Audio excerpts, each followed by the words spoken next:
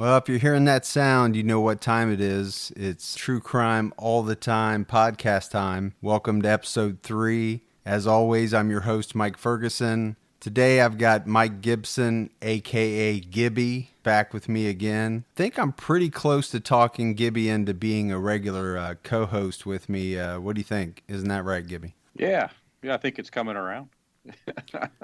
Well, This is a grotesque subject matter sometimes, so but your stomach's a little better than mine. Right, but you're hanging in. You're hanging in with me. Yeah, I'm hanging, so it's all good. It's exciting. Yeah, it definitely is. Well, speaking of exciting, I'm looking at the charts. We just started this last Sunday. The numbers are coming in every day. I'm just blown away. The show's got 2 episodes under its belt.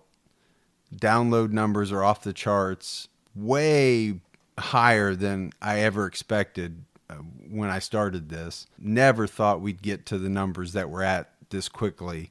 So definitely want to thank all the people that are supporting us right now who've downloaded the show. I would ask that those of you that like it, please subscribe to the show, rate, review. We don't have as many ratings or reviews as the numbers suggest that we should have. We've got a ton of downloads, but I don't think a lot of people take the time to rate and review. And I'll be honest, I haven't always done that on all the podcasts that I listen to, but I'm asking everyone to help us out with that because I do think that helps other people find the show.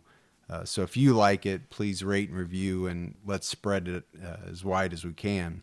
The other thing it does is, subscribing, make sure that you get all the future shows as they come out. Speaking of starting, we're just a week in.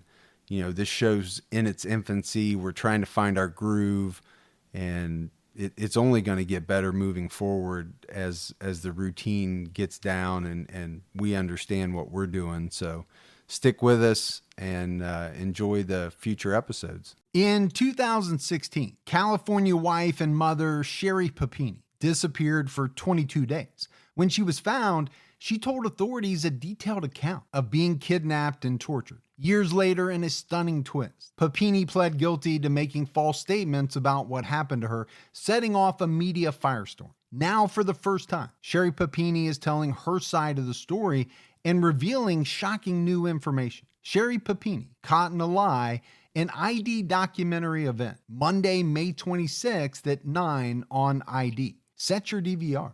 While you're at it, please visit the show's website at truecrimeallthetime.com. And when you're there, click through the Amazon banner for any Amazon shopping that you do. Amazon gives us a little bit of love back to the show, and it doesn't cost you any extra on your purchases. So it's a great way to support the show. Another way is word of mouth, telling your friends. That helps more than you can imagine. While you're at the website, you can donate to help out the show by clicking on the donate page. You'll see several different donation options if that's something that you're interested in. This podcast is free. It will always be free, but donations help keep the wheels turning for sure. Click on the contact page of the website. That's where you can find out how to follow the show on. We're on Facebook, Twitter, Instagram. We just added a Tumblr page. I didn't even know what Tumblr was, to be honest with you, but we now have a Tumblr page. The other thing you can do is please share these pages with your friends who like true crime or that you think may like the podcast like you do. One important point I want to make is if you're looking at that contact page of the website, I've added a voicemail line for anyone that wants to call in. You can call in just to say you like the show. You can give ideas for future shows, or let me know if you're interested in maybe guest hosting down the road. If you do call in, please state whether or not you want your clip played. Actually, if you don't want your clip played on a future episode, state that. Well, that's enough of the housekeeping, as they call it. Really excited to get into this show. This is the first 2 episodes we did were lesser known, I would say, lesser known cases. Today, today's episode is one that I'm calling a big timer. Little play on our podcast name, but we're going to do some big timers from time to time, but we're going to continue to do the lesser knowns as well. So if that's what you're interested in, please don't worry. We're going to do plenty of those. But today's a big timer day, and it's Dennis Rader, also known as BTK. All true crime fans know who Dennis Rader is and probably know a lot of his background, but he's, a very interesting subject to tackle. And I think that, it's one of the reasons why I'm really excited about this episode. Dennis Rader committed his first murders in 1974. He would go on to kill 10 people in total between the years of 74 and 91. So while his total body count doesn't compare to some of the other serial killers who racked up large numbers, I guess the reason why I would consider him a big timer is because he evaded law enforcement for nearly 30 years. So in that way, he also taunted the police with letters. I won't say exactly like Zodiac, but somewhat in the same vein as Zodiac. And he interacted with the media and police, and we'll get into that, down the road. But another interesting thing about Dennis Rader is that he committed all of his murders in one particular area of Kansas. So it's Sedgwick County, basically Wichita. He terrorized the citizens of that county and Wichita for 30 years, really almost up until the day he was apprehended. I guess last but not least, another reason why I consider him a big timer is the way that he was ultimately identified and captured. And that was just so bizarre that probably if you saw it in a movie, you would laugh. You would think that it was unbelievable. Gibby, I know I've done a lot of talking. Well, I was going to say I'd put him in that same box additionally because if you watched any of his confessions and jailhouse interviews, he's so cold and calculated, for a mastermind fantasy serial killer type. He's just his personality throws him in that batch. Yeah, I would say psychopath, right? Definitely you would have to say that. Oh, yeah. The other thing that really, I guess, jumps out at me about Dennis Rader is I don't want to say his looks or the way he looks, but I mean, to me, he looks like somebody that should be doing your taxes. If I see Dennis Rader walking down the street, I'm not crossing to the other side. Now, there are pictures that you'll see on the internet where he looks scary as shit, right? Right, yeah. But most of his pictures, either from his days as a ADT guy or his days as a code enforcer or bigger at the church he worked at, right? I mean, you look at those pictures and it's somebody that could sit right next to you at the local restaurant or whatever, and you would have no issues sitting there talking with him. Yeah, I mean, he could be your neighbor, my neighbor, your boss. Yeah, no doubt about it. So there's a lot of layers to Dennis Rader, and we're going to try to get into as many as we can. I will say that because there's so much information about him, this is probably going to be a multi-part episode. Right now, I don't know if that's, I would say 2 parts for sure. It could even be a 3-part episode. We'll figure that out as we go. So as always, we have to start at the beginning, and that is with Dennis Rader's childhood. He was born March 9th, 1945 in a town called Pittsburgh, Kansas, to parents Dorothea Rader and William Rader. Dennis had 3 younger brothers, and although he was born in Pittsburgh, he grew up and basically lived his whole life in Wichita, Kansas. One thing about Dennis Rader, and again, a lot of these things we say about most of the people that we talk about, and that is there were warning signs from the very beginning with Rader, as there are with so many serial killers. He would later state that he would kill and often hang stray cats as a child. He also indicated that he had been dropped on his head as a child. And I don't know, Gibby, how much you've read about that, but we've already talked in other episodes about the killing of small animals. That's a big time red flag. The other thing that I've done a lot of reading about, and you will see with a number of serial killers, or I use some of those words interchangeably, even though they mean different things, is that they were dropped on their heads as a child. I don't know. Does that cause some of the wiring that we've talked about before to go astray? Maybe. I think the tortured animals as a kid seems to be a theme for most of them. Yeah, torturing animals, no doubt. I did a little bit of research on this thing called the McDonald Triad, and it, named after a guy named McDonald. I don't remember his first name, but basically what it says is there's 3 behavioral characteristics that suggest or predict violent tendencies in a person later in life. So the 3 are, we talked about the first one, and that's the killing of animals. The second one is arson, so obviously setting fires or as a kid. And the third is bedwetting.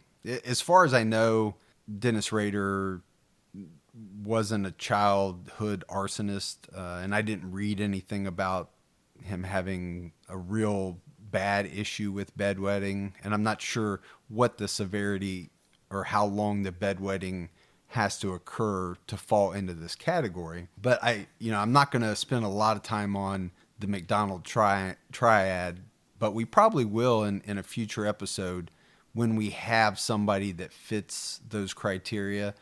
But I just wanted to mention it for people. You can research it on your own. It goes on to say that what you need to have is 2 of the 3.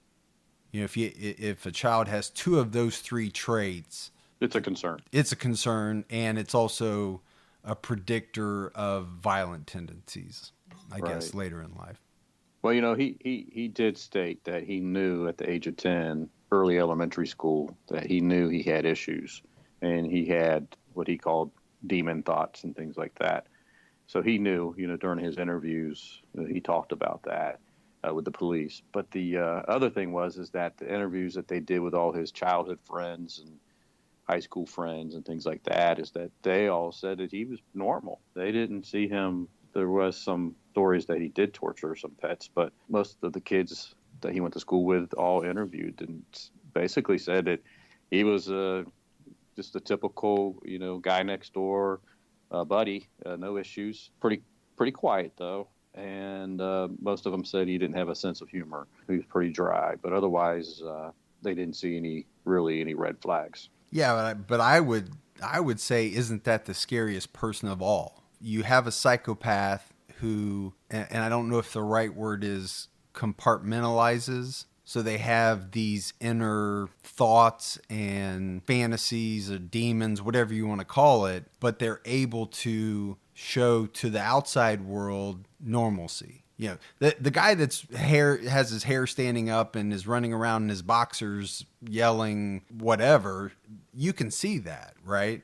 This type of person, and a lot of the big timers are like this, where they have the inner demon that drives them to commit the crimes that they do, but their outward appearance, doesn't show. And obviously that was a big factor in Dennis Rader evading the police for 30 years. I mean, you wouldn't be able to do that if you're the hair standing up, running around in your boxers. Well, I mean, he definitely knew he was a monster. He wasn't shy of admitting that. And I know we're going to dive into the cases here, but he also mentioned that when his personality switched, it was because he had this monster demon in him that would come to mind, and I guess it looked like a frog. It was frog-like monster that told him to do the things that he did. So just a kind of interesting there. Well, you have to watch out for frog demons. I mean, that's a given. Scary. Yeah, they're scary. One thing I wanted to point out about Rader, his twisted sexual fantasies, and let's just get it out there, right? He is a sexual sadist. We're going to see that in all the crimes that we talk about. These twisted sexual fantasies, I mean, they developed pretty early in his childhood. You know, he admitted having a fetish for women's underwear early on, and that shows up later. As he would later steal panties from his victims, and he would wear them. In later interviews, he also stated that at a very early age, he began having fantasies involving torturing women. I just think it bolsters what you were saying. At a very early age, I think he knew there was something not right with him. To what degree, I don't know. We now know it wasn't right for sure. You know, let's talk a little bit about Rader before we get into the crimes. I mean, the crimes are fascinating. They're going to eat up a lot of time. But I did want to talk a little bit about him. He was described as a poor student in high school, but he did graduate in 1963. After that, he joined and spent 1966 to 1970 in the Air Force. I didn't read anything, and I don't know if you did, about as far as him having any problems while he was in the Air Force. It was pretty non-eventful as far as I could tell. Yeah, he was basically, like we were saying, he was just one of those people that was easy forgotten. They might work with you, they might be, go to school with you. You might recognize their name or face if someone points them out, but you don't really remember anything about them. And that's basically how his whole life was. Yeah, I know a lot of people like that. Hopefully they're not listening or sitting in their basement putting on lipstick, writing my name on a list. That's right. Ultimately, that's what I hope. So well, if they do, you hope that they let you interview them first. Yeah. At least come on the show. Rader marries in 1971. He marries Paula Dietz. At this time, he's working in the meat department of an IGA supermarket, and they ultimately have 2 children together. I'm not going to spend a lot of time on the family because they really don't factor in. I mean, I talked a little bit about this in the last episode about Richard Kuklinski.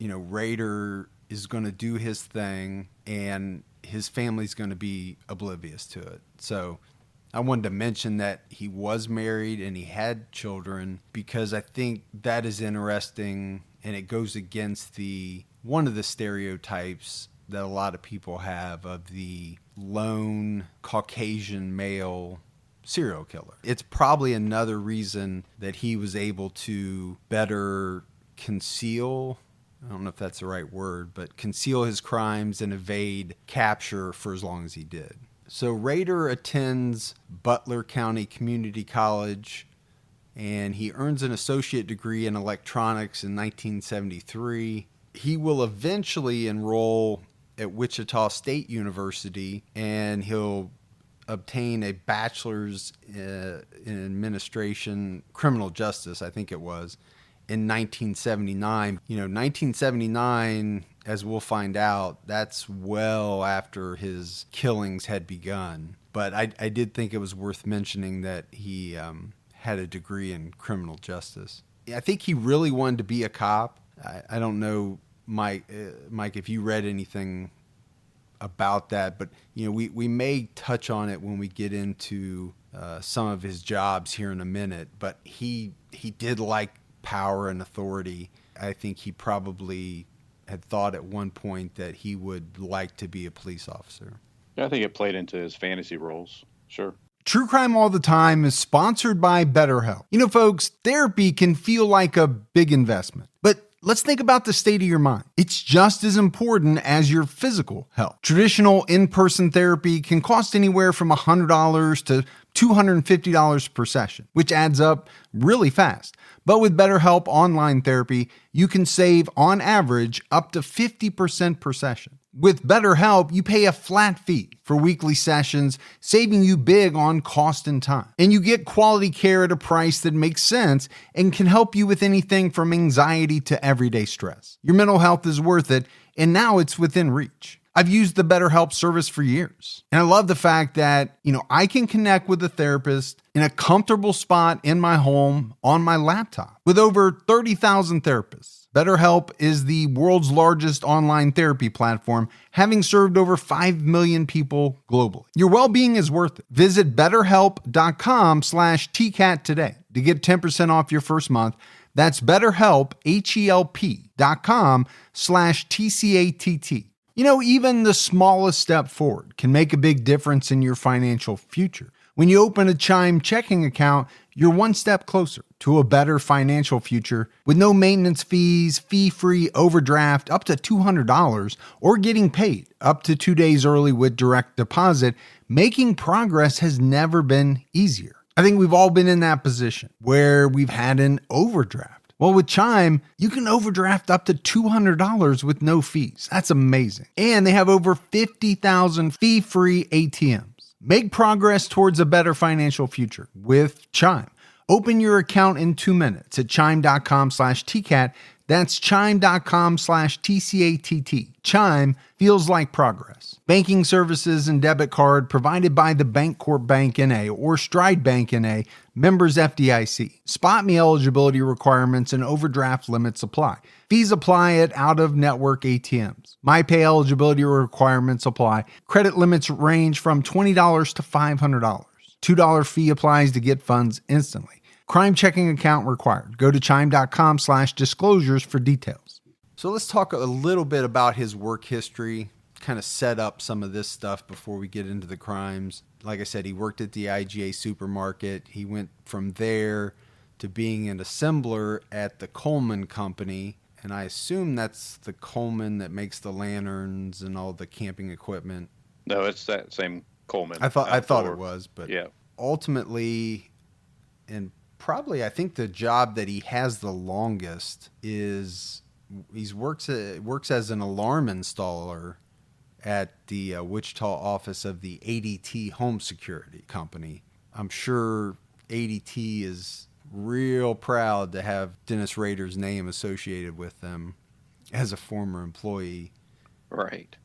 The other thing that I thought about when I read that, and I wanted to get your take on it, was, I mean, that seems like, and most of his later jobs seem as well, like a perfect job for somebody that does what he does, right? Being an alarm installer allows you access into people's homes. I don't know, that it's just something that crossed my mind, that I don't know if he chose it because of that, or if that was just, you know, a job that came open and he thought, you know, hey. Well, I think it made a good cover. So it was definitely a good cover for him. It's something that he could use that to his advantage on staking out. He could use it on his advantage of going, being away from the home and for a good alibi. You know, I mean, he could be in these neighborhoods for work. Why, meanwhile, he's, trolling and stalking, his victims while he's getting paid to, work for ADT. I definitely think that was a good cover for his, his fantasy side. Yeah, so you mentioned trolling and stalking, and we're going to talk about that a lot because that's what he did almost every day of his life after a certain point. I don't know, what year that started exactly, but I mean, that was his daily routine, was trolling for potential victims, stalking people that he thought would be potential victims. And again, we're going to talk about this a lot, but ADT, alarm company, alarm installer, that seems like as you mentioned, a perfect cover for that, or a perfect job. Rader's fired from ADT in 1988, and he gets hired on as a census field operations manager. I don't know what the hell that is, but well, again, it's another job. Working for the U.S. Census Department. He works first for the city, and then he eventually works, for the U.S. Census when it comes out. So again, it's another reason he has a legit reason to go door to door, being in people's neighborhood without being suspected of anything out of the ordinary, because he's a census worker. Right. I did make a note here that says that, like I said, I didn't know what this job was, but the one thing that I did see was that it allowed him a lot of freedom of movement, to travel throughout the different areas of Kansas and especially around the Wichita area. So again, going back to allowing him freedom for trolling and stalking and all of these things. The other thing I wanted to talk about is for his projects, right? Because I don't know if you saw this, Mike, but this is the term projects that Rader used for his stalking, the women that he viewed as potential victims. Yeah, he had his projects, and he labeled them. Sometimes it was the Green Project. Sometimes it was, he had different project names. It always came down to who he was trolling and stalking. They were the project that he was locked in on. So just to try to round out this kind of job, and we're moving forward in time, right? As I talk about these jobs, we're going to go back in time when we start talking about the murders. But his last job was as a dog catcher and compliance officer in Park City, Kansas. He has a degree in criminal justice. He has a need for power or authority over others. And I think this is where, job-wise, this is where he gets it. Because there are a lot of residents of Park City, Kansas that complained over the years that Rader abused his power, abused his authority, to the extent that some of these residents even moved away from Park City just to get away from Rader. Right. But I do think, as much as he was a pain in the side of many of the residents, this job probably saved, I would say, probably 4 or 5 lives easily, because it gave him the out. But we're get into that later. One story I found interesting was the one with, I believe her name was Misty King. Is we're talking. Is this the woman that he killed her dog, euthanized her dog? Right. Yeah. He stalked her and didn't like the fact that she had a boyfriend, and I think she would have been on his list if he did not have this way to have his power trip. So I know we're going to get into that later. Yeah, this is probably the best job he had to. Oh, I think he loved it. Yeah, absolutely. I think he loved this job. I mean, I read things that talked about that he wrote citations for grass that exceeded 6 inches in length. I think he was just anything that he could do to lord over, the residents of Park City. I think he reveled in that, because as we're going to see, he was all about control. And this job gave him a level of control. And I think you make a good point, Mike, in that it probably did save a number of lives. We've gotten through his childhood. We've talked about his jobs. Let's talk about Dennis Rader as a sexual sadist. We talked a little bit about him having sexual fantasies involving torture since he was a child. I don't know how old, but obviously that's not normal. I mean, it's normal to have sexual fantasies, but I don't believe it's normal for them to involve the torture and those aspects. I think that's where, he went off the rails. We talked about the fact that he used the expression projects to describe his potential victims. And we talked about the fact that he did a great deal of stalking and trolling of his victims before he killed them. One other factor, and you'll see this in some of the instances, is when it comes to his MO, is he would often cut the phone lines of the victims prior to any attack. So I do have a soundbite that I want to play. It gives a little bit of insight into Dennis Rader. It's from an interview. You'll learn a little bit more about him. I am BTK. Yeah. And I'm the guy they're after, 100%. All right. I got this fantasy. I started working out this fantasy in my mind. And once that person become a fantasy, I could just loop it over. I'd lay in bed at night thinking about this person, the events and how it's going to happen, and it became a real, almost like a picture show. I wanted to go ahead and produce it and direct it and go through with it, no matter what the costs were and the consequences. It was going to happen one way or another. Stalking stage is when you start learning more about your victims, potential victims. Went to the library. I looked up their names, that address, cross-referenced, and called them a couple of times. drove by there whenever I could. And your kit contained what? Plastic bags, rope, tape, knife, gun. All those wouldn't be in the kit. They'd be where I could have them in the house and gather them up. Something I use it. I actually think I'm maybe possessed with demons. I was dropping on my head when I was a kid. I talked to some theological Christian people, and some of those people are really strong. They actually think, well, the Bible says that there's demons and within you or can come into you. That's the only thing I can figure out. I have,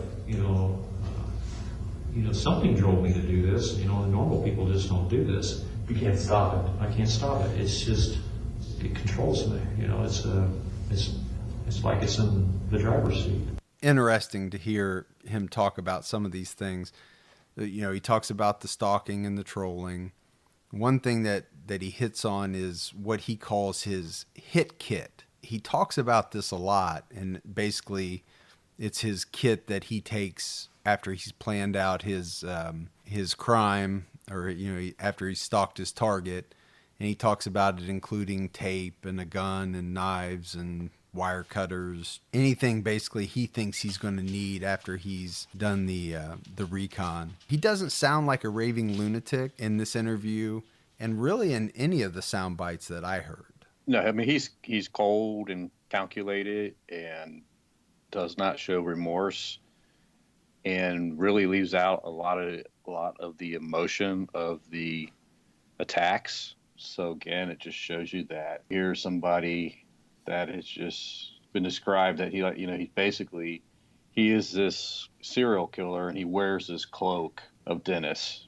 Dennis is really not who he is. Dennis is just a cloak to who he really wants to be. He wants to be this monster that has this, what they call the Factor X, that drives him to be this killer. Yeah. One thing that was interesting to me is that he did admit that, he had something inside him that was compelling him to do these things, and that he couldn't control that urge. That's got to be, to me, pretty common in these types of killers, but do they recognize that? And he definitely did in this interview. Some of this stuff we'll get into later, but I think he knew what he was doing.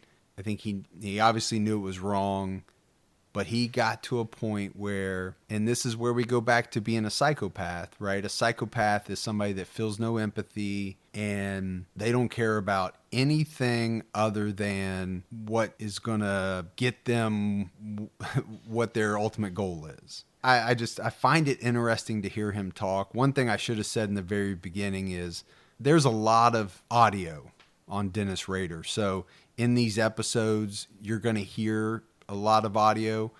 I think it adds a lot to the podcast just to hear him talk, but there's audio for every murder where he explains it.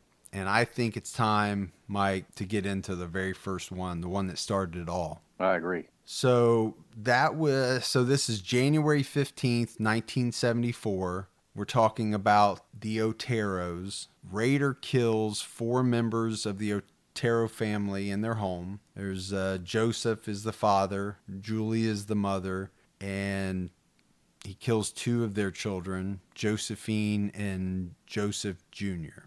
So the research that I pulled, Mike, the Oteros were a Hispanic family. They had recently moved into their home. Rader, in his, and I'm doing air quotes that you can't see, trolling and stalking phase, had spied the mother Julie and the daughter Josephine.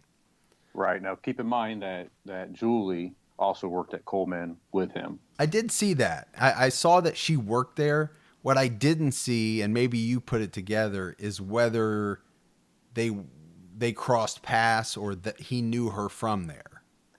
He knew her from there. He also knew the second victim in April, as she worked there. Catherine also worked there as well. Okay. But he didn't really put it all together the way you and I would. So Coleman was a pretty big company and employed a lot of people. So So many different shifts there. right. So your thought is this was not a trolling victim. This was a victim that he chose based on interactions at work.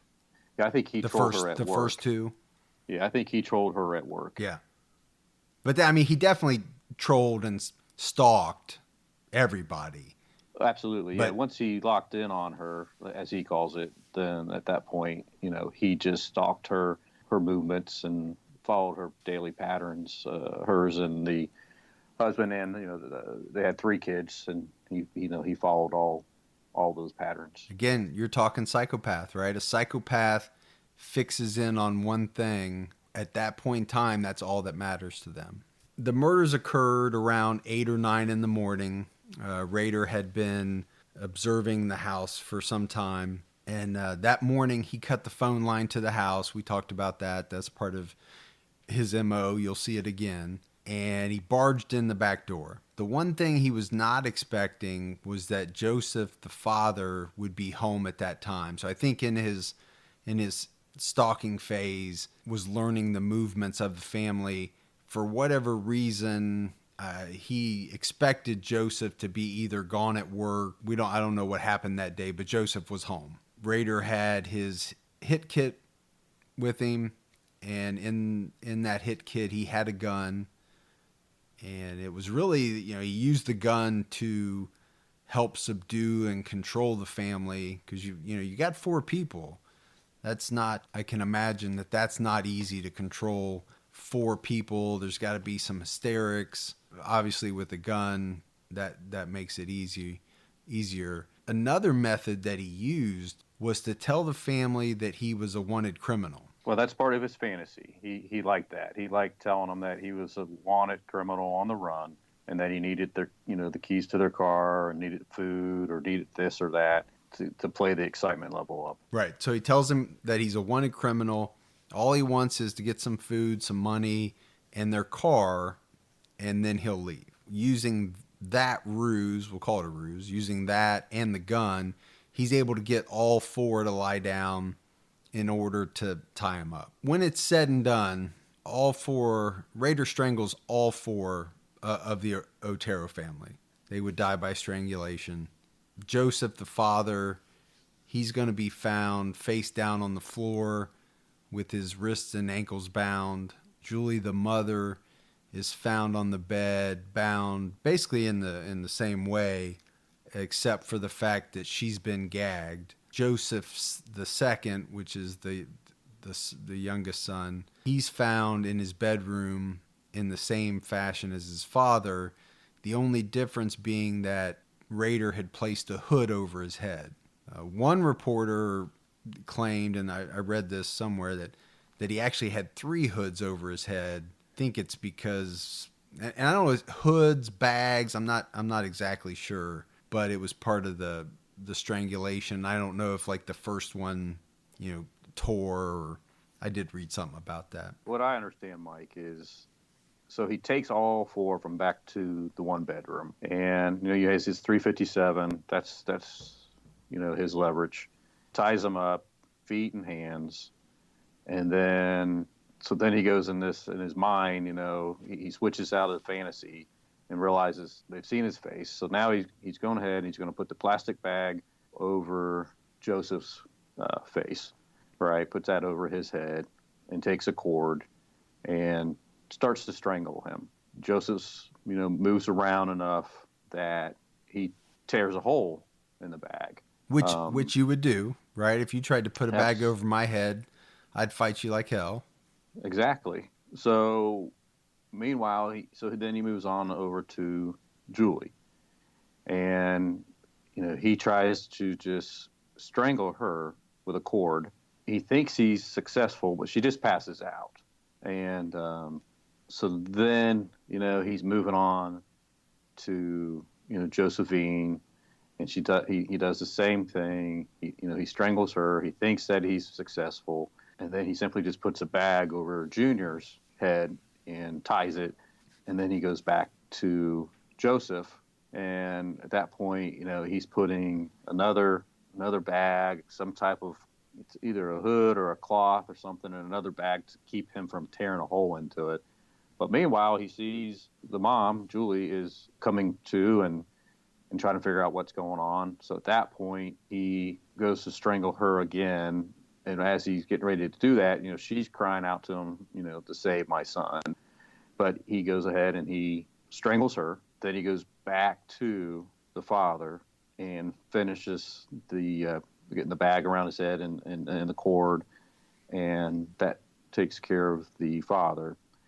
Then he goes back that's when he takes Junior out of the one bedroom and moves him to the other bedroom. I'm guessing maybe it's Junior's bedroom. And at that point, that's where you're saying he put multiple bags and either shirts or some type of cloth over his head to make sure that he actually suffocated. And there was no chance for him coming out of that. And then, of course, that's when he goes back to Josephine, drags her down to the basement, and that's where he goes to another level, hangs her.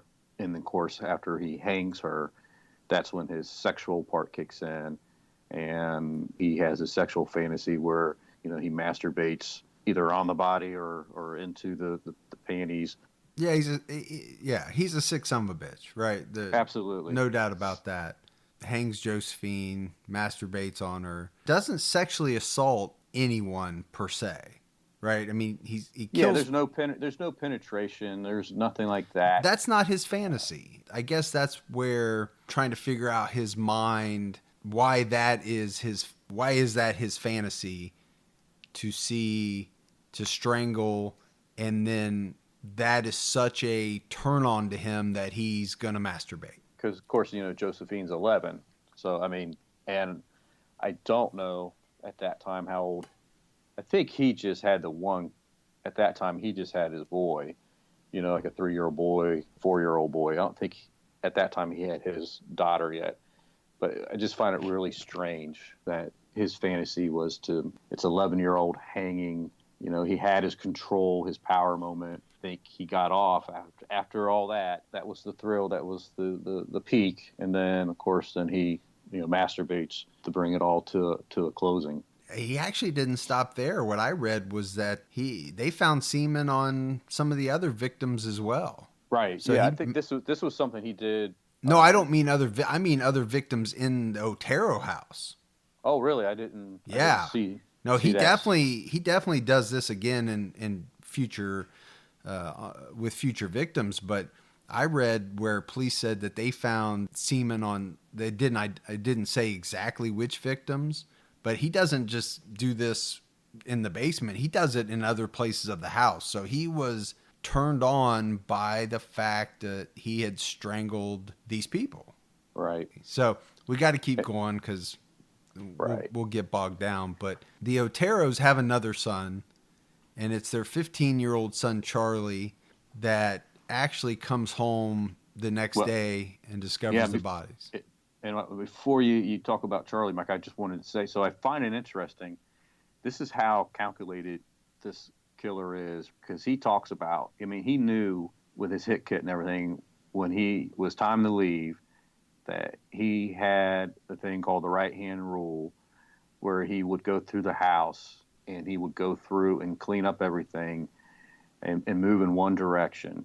And to the point, and this is his other fantasy, or how he kept his fantasies alive, right? Because he would go through the house and he would take things. In this case, he took a radio and a watch and some pictures and things like that. But he would use this later when he would go up in the treehouse behind his house to look at these items, and this would bring back the high that he had. It was said that, nothing was ever proven, but it was said that then he was probably up in that treehouse, masturbating. I was just getting ready to say, I guarantee you he's jerking it again, looking at this stuff. The pictures, the panties, the whatever, however it brought it back in his mind and got him excited again. Yeah, so that's all great points. As I said, Charlie comes home, but I did want to say, so strangulation and the taking of souvenirs, which you mentioned, he took a watch and a radio. this would become part of his MO or his pattern of behavior, because we're going to see this. Yeah, I mean, to the point, he would even set these up to look like somebody robbed the house, right? He would park his car 2-3 blocks away, walk down or take a taxi down to get it on the street of where the crime was going to take place. A lot of times he would take the victim's car, drive it somewhere. I mean, we'll get all into the other cases. He would always set it up to try to make it look like someone came in and robbed the house as well. You know, my wife and I do a lot of shopping online, and we always use Rakuten. Rakuten is the smartest way to save money when you shop because you earn cash back at over 3,500 stores. We're talking fashion, beauty, electronics, home essentials, travel, dining, concert tickets, and more. Your favorite stores like Macy's, Nike, Sephora, Dyson, and Lowe's. And that's just to name a few. Pay Rakuten to send them shoppers. And Rakuten then passes on a part of that payment to its members as cashback. Cashback is deposited directly into your PayPal account, or Rakuten can send you a check. You can even maximize your savings by stacking cash back on top of other deals, like store sales and coupons. You're already shopping at your favorite stores. Why not save while you're doing it? It really is a no-brainer. Membership is free, and it's easy to sign up. Get the Rakuten app now and join the 17 million members who are already saving. Cashback rates change daily. See Rakuten.com for details. That's Rakuten. Your cash back really adds up. Hey folks, see if you've ever had this problem. You're trying to eat a little healthier, but you're in the grocery store aisle, you're looking at packaging, nutrition labels, and they're so confusing, you don't know what's good for you and what's not. Well, this is why I love Thrive Market, my go-to online grocery store for getting all of my healthy essentials delivered, and I don't even have to leave my couch. Finding better options for the whole family is easy with Thrive Market's Healthy Swap Scanner. Just scan a product, and it instantly recommends healthier swaps. This is how my wife and I found our new favorite snack, IQ bars. Sometimes I eat one in the morning with my coffee, sometimes just later on in between meals. They also have so many on-site filters that make it simple to shop by the needs of everyone in the family. Maybe you have someone who needs gluten-free food, somebody that has a peanut allergy. Well, no more scouring ingredient labels when you can just filter it all on Thrive Market. My wife and I often use the high protein filter to stock up on things like Sieti chips. Ready to make the switch? Go to thrivemarket.com/TCAT for 30% off your first order, plus a free $60 gift. That's THRIVE market.com/TCATT, thrivemarket.com/TCAT. You and I just discussed the details, and it's pretty gruesome, but we have Rader in his own words talking about the murder. I'm going to play that now. What happened then? Well, I confronted the family, pulled a pistol, confronted Mr. Otero, and asked him to, that I was there to basically, I was wanted to get the car. I was hungry, food, I was wanted, and asked him to lie down in the living room.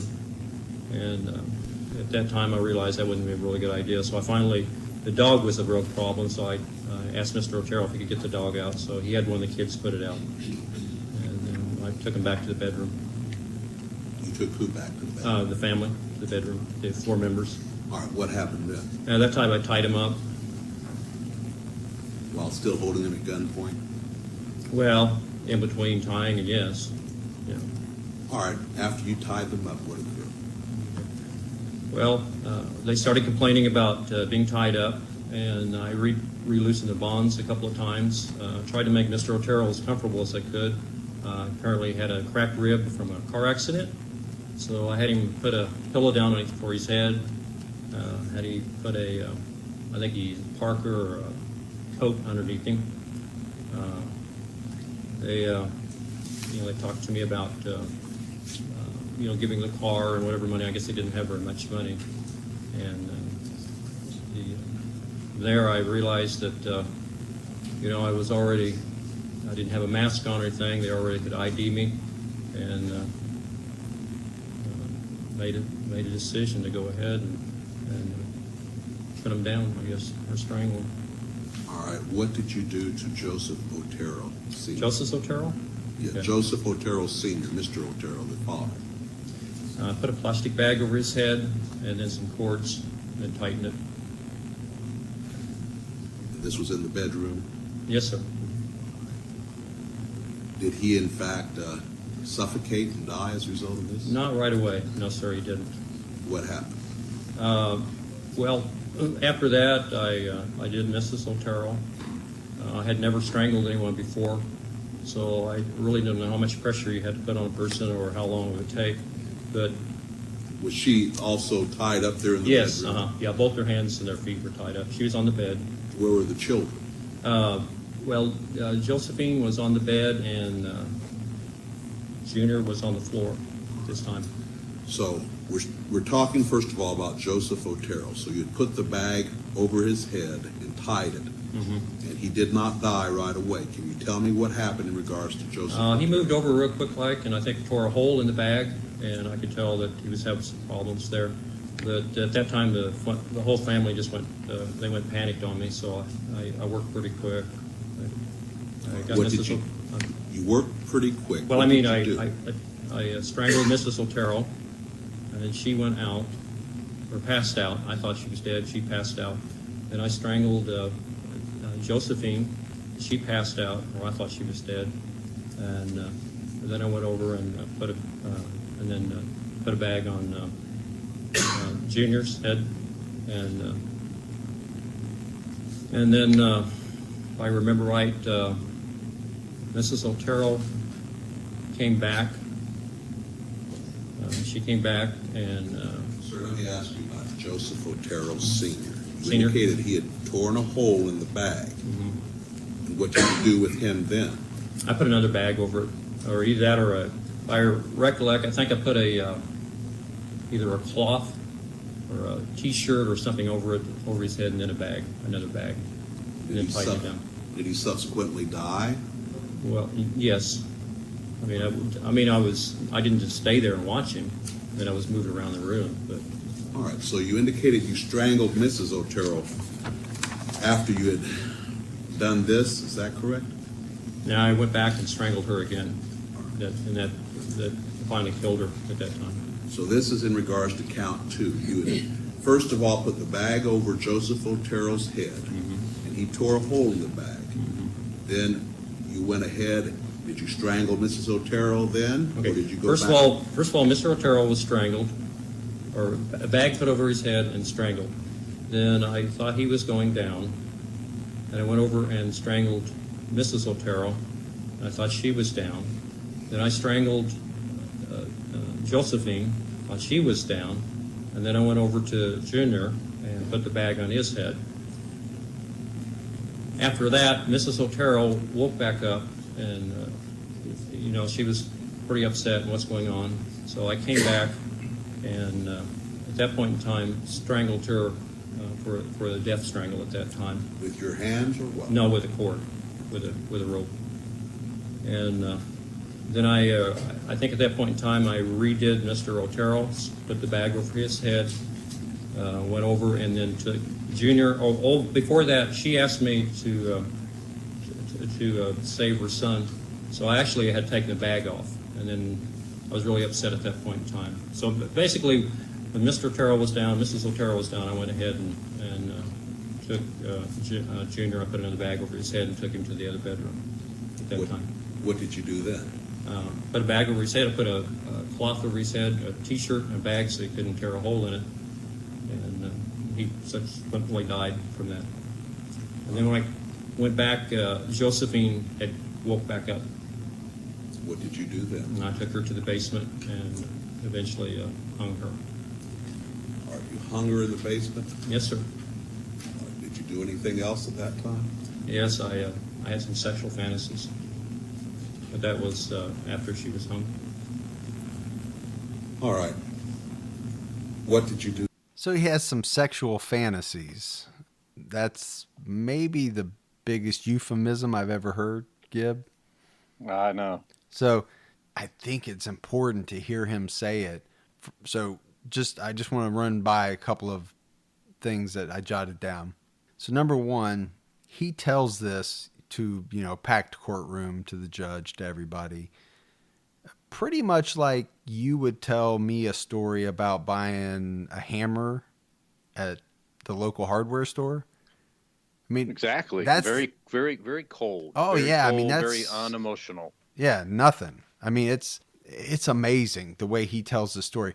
The second thing that jumped out at me is the part where he talks about trying to comfort, and again, I'm doing air quotes that you can't see, comfort Joseph the father because he had a cracked rib. He knew he was going to kill him, so why is he trying to comfort him? Yeah, why is he giving him a pillow to lay on? I found that very odd. But the biggest thing to me is, so he says that he hangs Josephine, and he says he has a sexual fantasy. He has no problem basically telling every minute detail of the 4 murders, but if you notice, he doesn't want to talk about any of the sexual stuff at all. So that really jumped out at me, whether it is because that's embarrassing to him and it's not to have to have killed 4 people, whether that was going to be embarrassing for his family. I don't know the reason, but there's a reason why he didn't want to talk about that. We should go to Catherine Bright, you think? I think we wanted to just touch base about Charlie coming home. I did. I mean, that's all I had. I mean, Charlie comes home. He's the one that finds him, calls the cops. So he comes home the next day. Yeah. I didn't know if you had something else on it, but I didn't. No, I don't think we got to touch base on that.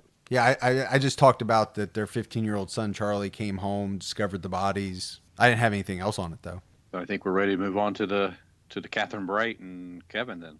So this murder is April of 1974. Mike, you had mentioned that Catherine also worked at Coleman, which I did not catch. He was stalking her. He stalked everybody. So yeah, it's just another, as he calls it, another project. Target. Do the troll, then he stalks. Maybe the stalking part is he's seen her at work. He follows her to find out where she lives. I'm inserting things here because that's not part of it, but I'm making assumptions. So on April 4th, he breaks into her house. He hides in a bedroom, waiting for Catherine to come home. Again, it doesn't go exactly the way he plans because Catherine comes home with her brother Kevin. So at the time, Catherine's 21, Kevin's 19. Kevin didn't live there, but he was running some errands, I think, with his sister, and he came back to the house that she was renting there in Wichita. Rader startles them. He comes out of the bedroom, pointing the gun at him. From what I could gather, he basically used the same ruse, I think, didn't he, Mike? He did the same. He's wanted. He has his 2 guns. He's got his .357, and he has a little .22 on him as well. I don't know why, if you have a .357, I don't know why you need a .22, but yeah, same here. No, I guess maybe the backup. So Rader forces the 2 of them in a bedroom, ties up Catherine. Actually forces Kevin to tie up Catherine at gunpoint. He attempts to tie up Kevin in another room, but things are not going well for him because he doesn't bring all the hit kit stuff that he needs. And I don't know if this is like you and I doing a podcast where we did the first one, we have a second one. Obviously a podcast gets better as you become more familiar with the process. You know what you need to do. You get a rhythm going, right? So I'm using an analogy here. This is technically going to be his 5th murder, but it's his 2nd project, I guess. Right. Second project, 2nd hit. Right. So he doesn't have all of the things that he needs in his hit kit, and he's got to try to improvise from things that he finds in Catherine's home. Kevin's 19 years old. Dennis keeps encountering these men, and you're going to see a change in his MO later in later years because of this, but he keeps encountering these men who are a little bit problematic to him because Kevin gets loose. They get into a vicious fight, and Kevin almost gets Rader's gun, I think, from him at one point. Rader's able to get the gun back. I think he fires off a shot. He does hit Kevin in the face, but Kevin's still fighting him. I mean, he's fighting for his life. He's probably fighting for his sister's life. Kevin makes one more attempt to try to overpower Rader, but Rader shoots him a second time in the head. Yeah, with a 22 this time. Right. So Kevin is stunned and bleeding. He's been shot in the head twice. It looks like he's dead or in the process of dying. And at that point, Rader goes back to work on Catherine. From all accounts, she gave him a hell of a fight as well.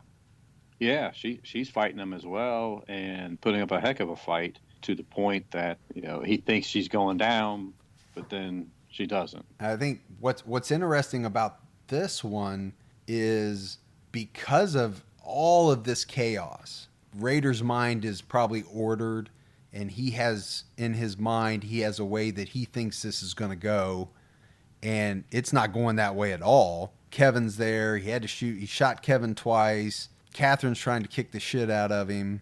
So he switches from strangulation because she's just probably fighting too much for him. It takes a lot to strangle somebody. And I'm not saying that from personal knowledge. It sounds like I just said that from personal knowledge. That's what I was thinking.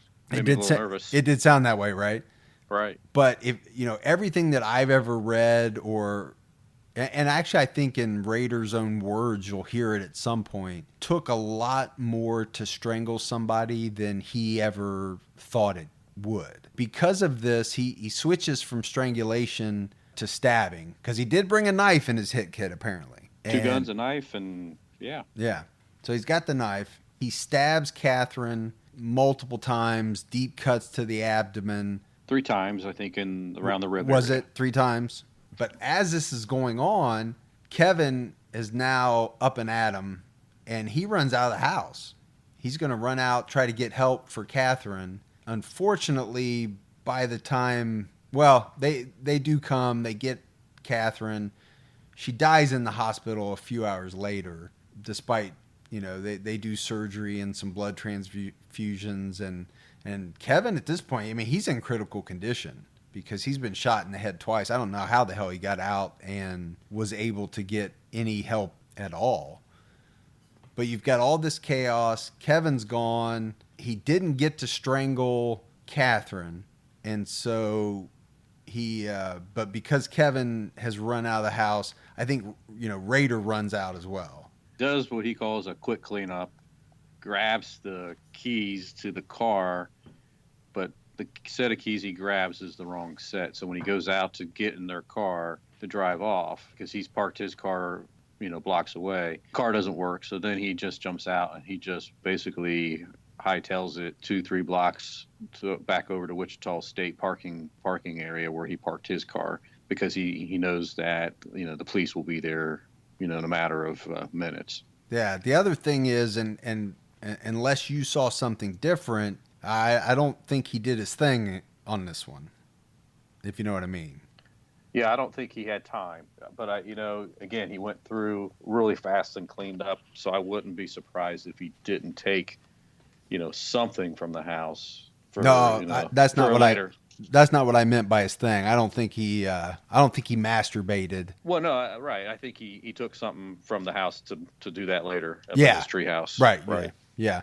So was it a combination of the fact that he was afraid the police were coming, but also because he did not get to do the strangulation? Yeah, I think it's a combination. He didn't get that big off that he likes. Yeah, I don't know how much of it was one versus the other, because by all accounts, it's the strangulation, right? I don't know if it's just the killing. I think a lot of it has to do with the strangulation. And because it doesn't go so well, I think he doesn't really take credit for this for quite a while. Am I right? Is this the one that it went so bad that he just doesn't take credit for it and doesn't really bring it up throughout his early meetings with the police, but eventually, takes credit for it? Yeah, I think you're right. I mean, we'll probably get into that in a future episode, but I do believe you're right about that. So, but as with Otero, we have Rader's own words. What's better than that? I don't know how to exactly say that. I had many, what I call them projects. They were different people in the town that I followed, watched. Kathleen Bright was one of the next targets, I guess, as I would indicate. How did you select her? Just driving by one day, and I saw her go in the house with somebody else, and I thought that's a possibility. There was many places in the area, College Hill, they're all over Wichita. But anyway, it just was basically a selection process. Work toward it. If it didn't work, I just move on to something else. But my kind of person, stalking and scrolling, you go through the trolling stage and then a stalking stage. She was in the stalking stage when this happened. All right, sir. So you identified Catherine Bright as a potential victim. Yes, sir. What did you do here in Sedgwick County then? Pardon? What did you do then here in Sedgwick County? On this particular day, Yes. I broke into the house and waited for her to come home. How did you break into the house? Through the back door on the east side. All right, and you waited for her to come home. Where Yes, did sir. you wait? In the house there, probably close to the bedroom. I walked through the house and kind of figured out where I'd be if they came through. All right. What happened then? She and Kevin Bright came in. I wasn't expecting him to be there. And come find out, I guess they were related. That time I approached him and told him I was wanted in California, needed some car. Basically the same thing that I told the Oteros. Kind of ease them, make them feel better. And proceeded to, I think I had him tie her up first, and then I tied him up, or vice versa. I don't remember right now. At that Now time. let me ask you, indicated that you had some items to tie these people with. Did you bring these items, both the Oteros and to this location? The Oteros I did. I'm not really sure on the Brights. There was some, when I ended up working with the police, there was some controversy on that. Probably more likely I did, but if I had brought my stuff and used my stuff, Kevin would probably be dead today. I'm not bragging on that. It's just a matter of fact. It's the bonds I tied him up with that he broke them. So, and that, All right. and maybe same with Catherine. It got out of hand. All right. Now, you indicated that you believe you had Kevin tie Catherine up. Tell me what happened then. Okay. I moved, after, I really can't remember, Judge, whether I had her tie him up or she tied him up. But anyway, I moved her to another bedroom, and he was already secure there by the bed. I tied his feet to the bedpost, on the bedpost, so he couldn't run. Kind of tied her in the other bedroom, and then I came back to strangle him. And at that time, we had a fight. Were you armed with the handgun at that time also? Yes, I had a handgun. What happened when you I came back? actually had two handguns.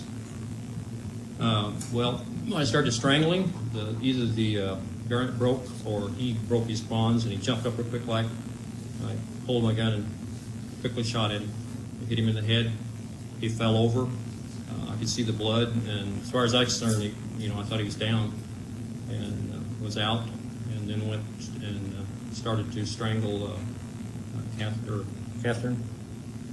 And then we started fighting because bonds weren't very good, and so back and forth we fought. You and Catherine? Yeah, we fought, and I got the best of her, and I thought she was going down, and then I could hear some movement in the other room. So I went back, and Kevin, no, I thought she was going down, and I went back to the other bedroom where Kevin was at, and I tried to re-strangle him at that time, and he jumped up, and we fought, and he at that time shot me because he got the other pistol that was in my shoulder here.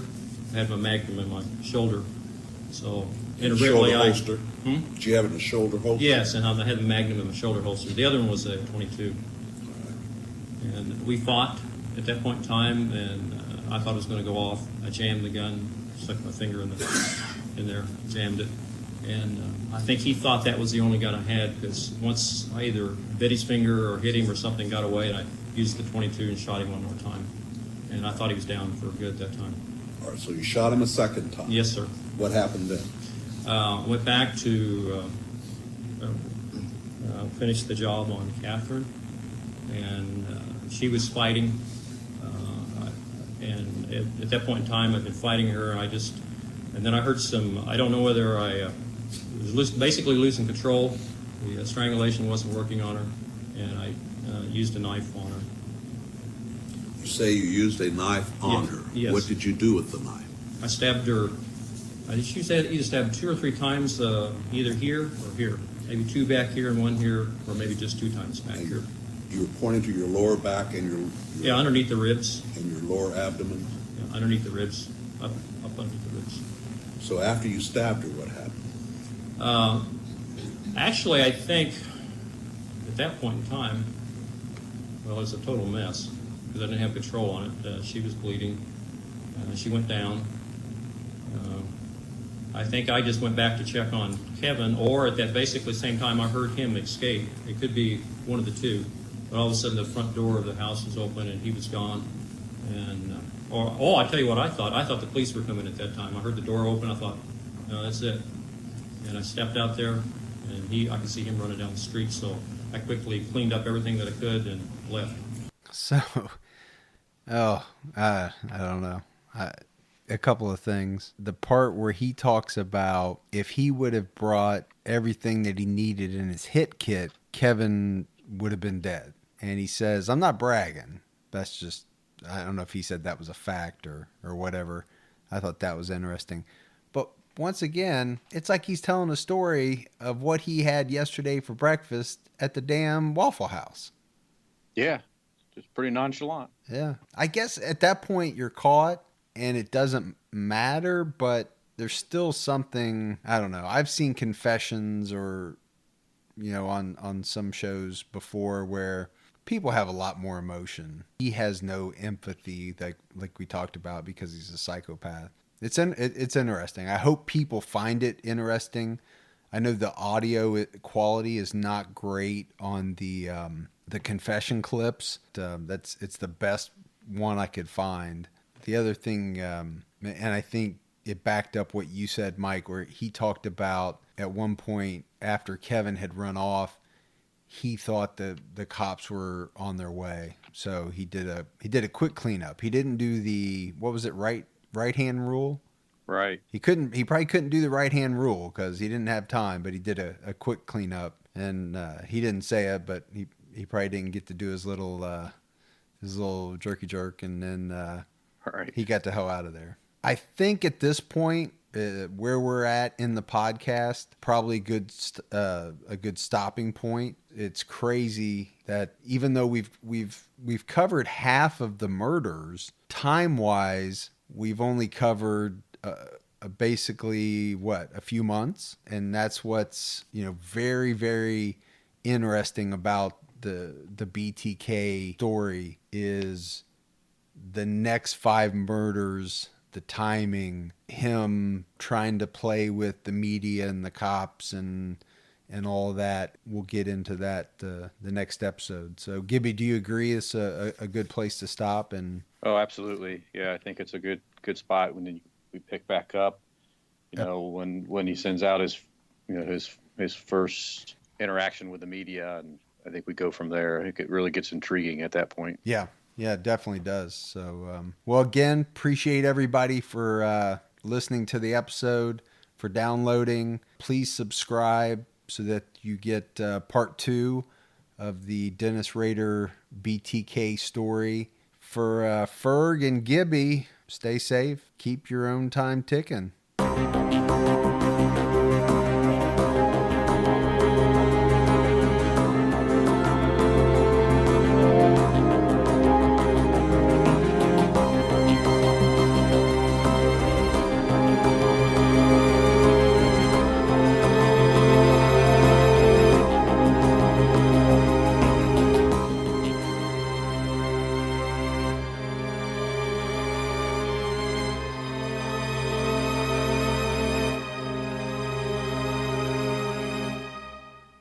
Inspired by the hit Wondery podcast Against the Odds comes the gripping guidebook, How to Survive Against the Odds, Tales and Tips for Animal Attacks and Natural Disasters. This might just be the most important book you'll ever read.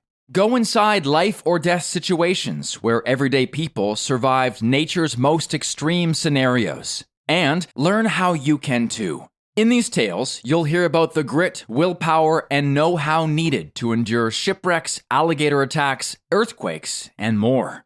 You'll learn from experts, including top doctors, about what happens to your body and mind in life-threatening situations. Plus, important tips on what to do, and equally important, what not to do when faced with a situation that is truly against the odds. Go to survivalguidebook.com to pre-order How to Survive Against the Odds today and get the perfect gift in time for graduation and Father's Day.